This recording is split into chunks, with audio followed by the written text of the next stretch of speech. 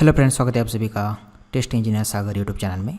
तो आज हम इस वीडियो में देखने वाले हैं कि आपको इंटरव्यू में एक क्वेश्चन पूछा जाता है कि आपको फ्रेमवर्क जो है एक्सप्लेन करनी होती है। मतलब आपके फ्रेमवर्क के बारे में आपको पूछा जाता है। ओके, जो भी आपका एक्सपीरियंस है, आपका एक्सपीरियंस कौन से बेसिस पर है और आपने कौन से फ्रेमवर्क के ऊपर काम किया है। ओके, तो इसके बारे में पूछा जाता है और उसके बारे में आपको एक्सप्लेन करना होता है कि उस फ्रेमवर्क के बारे में बताना होता है कि उसके अंदर क्या था। ओके, कहाँ पर आपने क्या क्या किया था, कितने पैकेजेस थे, कौन से फोल्डर आपने बनाए थे आपके फ्रेमवर्क के अंदर।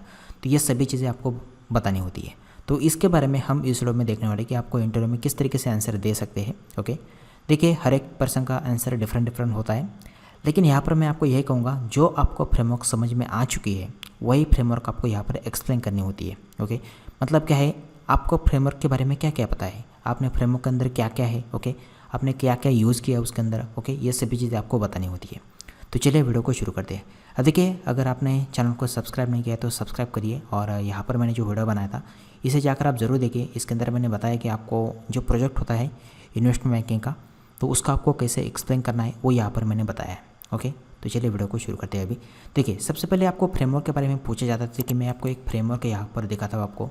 तो ये जो मैंने फ्रेमवर्क यहाँ पर बनाई थी, तो इसके अंदर आप देखेंगे इस फ्रेमवर्क के अंदर सबसे पहले देखिए फ्रेमवर्क किस तरीके से कोई भी जो होता है फ्रेमवर्क, जैसे कि मान लीजिए कि मैंने इसको यूज़ किया है इक्लिप्स के अंदर मैंने बनाया है। ओके, और मैंने इसके लिए कौन सा जावा लैंग्वेज यहाँ पर यूज़ किया है।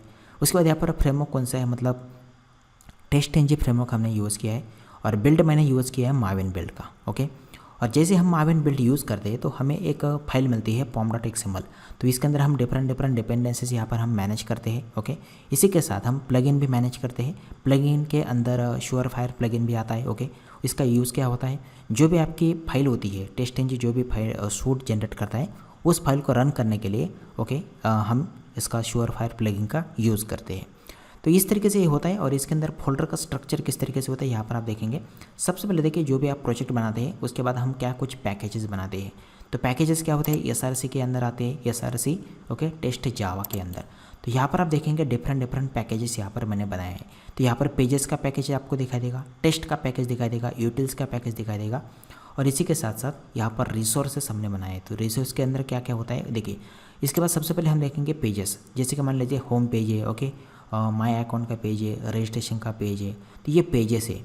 तो इसके अंदर क्या है, आपको डिफरेंट क्या है, मतलब इस पेजेस के अंदर जो भी आपने टेक्नोलॉजी यूज़ की है, पेज फैक्ट्री आपने यूज़ किया है वो यहाँ पर आपको दिखाई देगा। उसी के साथ साथ जो हमने वेब एलिमेंट जो होते हैं उसको हमने प्राइवेट रखे हैं। ओके, और उसके साथ साथ उसके जो मेथड जो है वो हमने यहाँ पर बनाए हुए हैं। जो भी हम एक्शन बनाते हैं उस वेब एलिमेंट के अंदर, मतलब उस वेब एलिमेंट के ऊपर जो भी हम एक्शन परफॉर्म करना चाहते हैं, जैसे क्लिक का एक्शन, ओके, जैसे कि सेंड किस का एक्शन, वो एक्शन के मेथड्स हम यहाँ पर बनाते हैं इस पॉम पेज के अंदर, मतलब जो भी पेजेस है उसके अंदर। उसी के साथ यहाँ पर जैसे कि आप देखेंगे अलग है। उसके बाद है टेस्ट का पैकेज। ओके, इसके अंदर हम डिफरेंट यहाँ पर टेस्ट क्लासेस यहाँ पर बनाते हैं।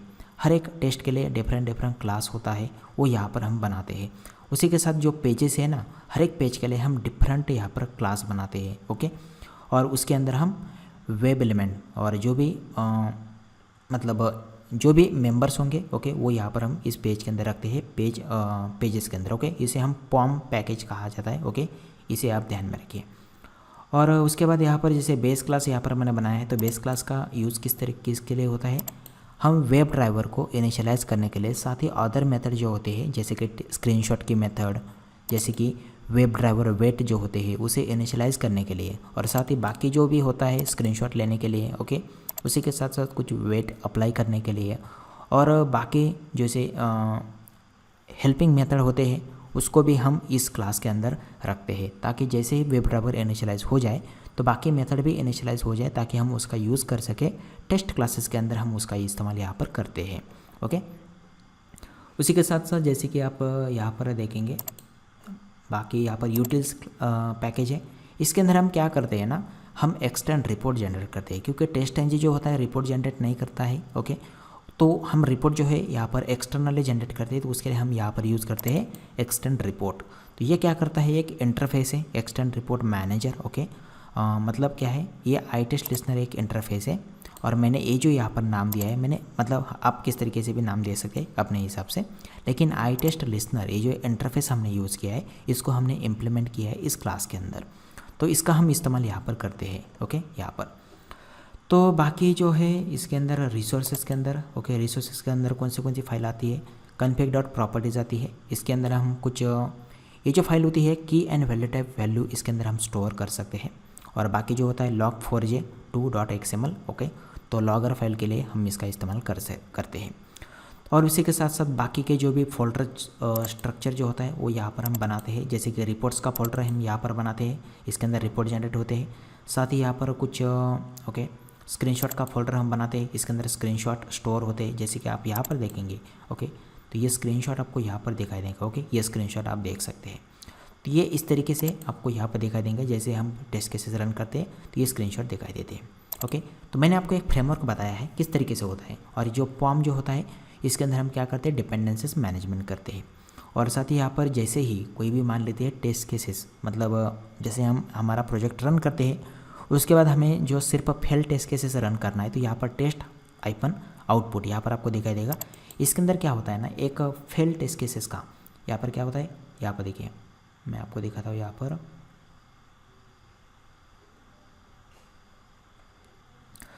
तो test NG failed okay XML, तो यहाँ पर आप देखेंगे जो भी टेस्ट केसेस आपके फेल हो चुके हैं उसका एक अलग से .xml फाइल जनरेट होती है और इसे आप अलग से रन भी कर सकते हैं।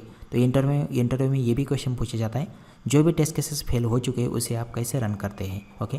तो यहाँ पर क्या होता है, एक .xml की फाइल जनरेट होती है, जो भी टेस्ट केसेस फेल हो चुके हैं तो उस फाइल को हम रन यहाँ पर कर सकते हैं ओके, ये यहाँ पर है। तो चलिए हम आते हैं आंसर के ऊपर ओके, किस तरीके से आपको आंसर देना है। तो देखिए सबसे पहले आपको क्या करना है, ऑटोमेशन फ्रेमवर्क का नाम बताना है ओके, कौन सी ऑटोमेशन की फ्रेमवर्क आपने यूज़ किया है। जैसे कि we are using hybrid automation framework, तो ये आप बता सकते हैं, या आप डेटा ड्रिवन फ्रेमवर्क बता सकते हैं, जो भी आप यहाँ पर यूज़ करते हैं ओके, उस फ्रेमवर्क का नाम आपको बताना है। उसके बाद आपको क्या करना है कि आपने आपके फ्रेमवर्क के अंदर जो स्क्रिप्टिंग के लिए पर्पस के लिए कौन सी लैंग्वेज आपने यूज़ की है। जैसे कि हमने जावा लैंग्वेज यूज़ की है तो जावा आप लिखेंगे। उसके बाद फ्रेमवर्क कौन सी है, टेस्ट एनजी फ्रेमवर्क हम यूज़ कर रहे हैं ओके। उसके बाद हमने बिल्ड कौन सा यूज़ किया है, माविन बिल्ड हमने यूज़ किया है, ताकि माविन बिल्ड यूज़ करने से हमें क्या बेनिफिट मिल चुका है, माविन बिल्ड यूज़ करने से हमें बेनिफिट मिल चुका है कि pom.xml की फाइल यहाँ पर हमें क्या है मिल चुकी है बराबर। इसके अंदर हम डिपेंडेंसीज मैनेजमेंट करेंगे और प्लगइन्स का मैनेजमेंट करेंगे। उसके बाद यहाँ पर कोड स्टोर पर्पज़ के लिए हम यूज़ कर रहे हैं गिट एंड गिटहब ओके। और for CI/CD purpose means continuous integration and continuous deployment के लिए हम यहाँ पर क्या कर रहे हैं, जेनकिंस का हम यहाँ पर यूज़ कर रहे हैं ओके। ये आपको बताना है ताकि इंटरव्यू के लिए, मतलब जो इंटरव्यू ले रहा है उसको पता चलेगा कि आपने क्या क्या यूज़ किया ओके, ताकि उसका भी कंसेप्ट क्लियर हो जाता है कि आपने क्या क्या यूज़ किया। जावा लैंग्वेज हमने यूज़ की है स्क्रिप्टिव पर्पज़ के लिए, फ्रेमवर्क हमने टेस्ट एनजी का फ्रेमवर्क यूज़ किया है, ताकि टेस्ट एनजी फ्रेमवर्क यूज़ करने से हमें बेनिफिट क्या क्या मिलता है, हम एनोटेशन यूज़ कर सकते हैं। उसके के साथ साथ जो टेस्ट केसेस पास या फेल हो चुके हैं उसके अंदर हम असर्शन का यूज़ कर सकते हैं, और बाकी जो है एनोटेशन का इस्तेमाल कर सकते हैं, before test, after test okay, @test, ये सभी एनोटेशन क्या है, जब हम कब मिलते हैं, जब भी हम टेस्ट एनजी यूज़ करते हैं तभी मिलते हैं। उसी के साथ साथ यहाँ पर पैरेलल एग्जीक्यूशन हम कर सकते हैं ओके, और यहाँ पर पैरामीटराइजेशन भी हम कर सकते हैं ओके, यहाँ पर टेस्ट एनजी यूज़ करने से। उसके बाद हम यहाँ पर क्या करते हैं, गेट एंड गिटअप तो हमने यहाँ पर बताया है ओके, कोड स्टोर करने के लिए यहाँ भी यूज़ करते हैं, और यहाँ पर CI/CD पर्पज़ के लिए हम जेनकिंस यूज़ करते हैं ओके। ये आपको बताना है, डिपेंड आपके ऊपर है, लेकिन ओके मुझे लगता है ये बताना चाहिए आपको। उसी के साथ साथ हम यहाँ पर in automation framework okay, framework का स्ट्रक्चर हम बताते हैं इसके अंदर, तो फ्रेमवर्क का स्ट्रक्चर आपको बताना है okay. So we created the framework in the Maven okay, we use the Maven build okay for that purpose, and in that we created the 4 packages okay, 4 packages you can write here okay, or 3 packages okay. So first is the POM package, in that we are managing the different web page, different class for different web page, or you can say that like as for each web page we creating the different class okay, or we can call it as a page object model okay। मतलब क्या है, हम हर एक page के लिए, जो हमारी website है, जो भी हमारा एप्लीकेशन है, उसके ऊपर जितने भी पेजेस होंगे, हर एक पेज के लिए हम डिफरेंट क्लास बनाते हैं। उस क्लास के अंदर हम क्या क्या मैनेज करते हैं, उसके अंदर हम यहाँ पर पेज फैक्ट्री यूज़ करते हैं। उसी के साथ साथ हम उसके अंदर जो भी उस पेज के अंदर, वेब पेज के अंदर जितने भी वेब एलिमेंट होंगे वो स्टोर करते हैं, उसे प्राइवेट बनाते हैं।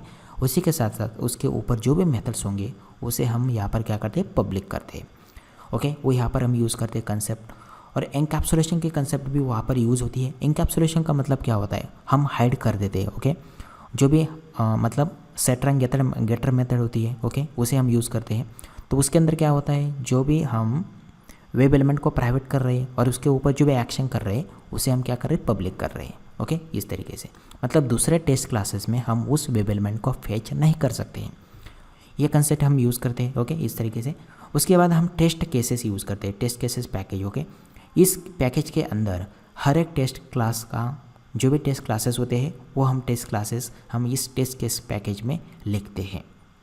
उसी के साथ साथ हम यूटिलिटीज़ का पैकेज बनाते हैं। इसके अंदर हम एक्सटेंड रिपोर्ट क्लास जो होता है वो यहाँ पर हम बनाते हैं ताकि जो भी रिपोर्ट जनरेट हो सके उसे हम यूज़ करते हैं। ओके, यहाँ पर। और यहाँ पर हम बता सकते हैं कि हम एक्सटेंड रिपोर्ट के लिए आई टेस्ट लिसनर इंटरफेस यूज़ करते हैं। ओके, आई टेस्ट लिसनर। ओके, तो आई टेस्ट लिसनर इस पैकेज का इस इंटरफेस का हम यूज़ करते हैं क्योंकि इसे हम इम्प्लीमेंट करते हैं जो भी हम क्लास बनाते हैं। ओके, तो ये आपको बताना है। ओके, और इसी के साथ साथ टेस्ट केसेस में हम बेस क्लास का भी एक क्लास बनाते हैं। ओके, वो भी यहाँ पर आप बताइए क्योंकि बेस क्लास के अंदर हम क्या करते हैं, वेब ड्राइवर इनिशियलाइज के लिए वेब ड्राइवर इनिशियलाइजेशन की जो भी मेथड्स होती है हम बेस क्लास के अंदर बनाते हैं। उसी के साथ साथ अदर मेथड जो होती है स्क्रीनशॉट की मेथड, स्क्रीनशॉट लेने की मेथड, उसी के साथ साथ वेट अप्लाई करने के मेथड्स वो हम बेस क्लास के अंदर बनाते हैं। जो भी मेथड्स हमें लगते हैं, ओके, बार बार लगते हैं, वो सभी मेथड्स हम इसके अंदर बनाते हैं बेस क्लास के अंदर। ओके, ये आपको यहाँ पर लिखना है। और उस बेस क्लास को हम क्या करते हैं, एक्सटेंड करते हैं टेस्ट क्लासेस के अंदर। ओके, जहाँ पर भी हमें ज़रूरत है वहाँ पर हम उसका यूज़ करते हैं। तो ये तो होगा यहाँ पर पैकेज के बारे में। उसके बाद फोल्डर कौन से होते हैं, रिपोर्ट्स का एक फोल्डर होता है, इसके अंदर एक्सटेंड रिपोर्ट जो भी जनरेट करता है वो स्टोर हम इसके अंदर करते हैं। और स्क्रीनशॉट का फोल्डर होता है, इसके अंदर हम स्क्रीनशॉट स्टोर करते हैं। जो भी फेल टेस्ट केसेस, ओके, जब भी टेस्ट केस फेल हो जाए तो उसका स्क्रीनशॉट हम इसके अंदर स्टोर करते हैं। ओके, ये यहाँ पर।